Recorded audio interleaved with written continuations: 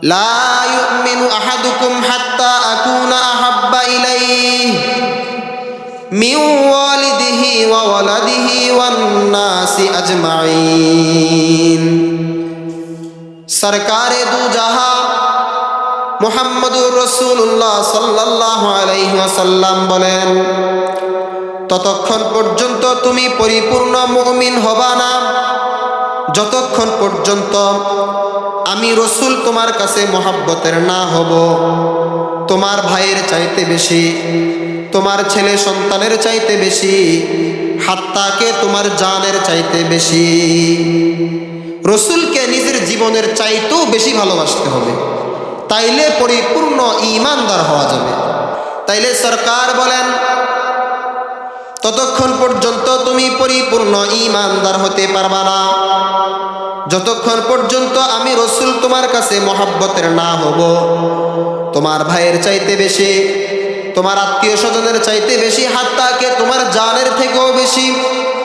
এটা শুধু বললেই হবে না, এটা প্রকাশও করতে হবে, প্রমাণও করতে হবে যে আমি রসুলকে বেশি মহব্বত করি। হযরত আব্দুল্লাহ ইবনে ওমর আর হযরত ওমর রাদিয়াল্লাহু তাআলা আনহু একবার বসে বসে বাপ ছেলে আলোচনা করতেছে আর বলতেছে, আব্বা কতই না ভালো হয়েছে যে আপনিও মুসলমান, আমিও মুসলমান, যে আমিও রসুলের সাথে যুদ্ধের ময়দানে যাব, আপনিও রসুলের সাথে যুদ্ধের ময়দানে আসবেন।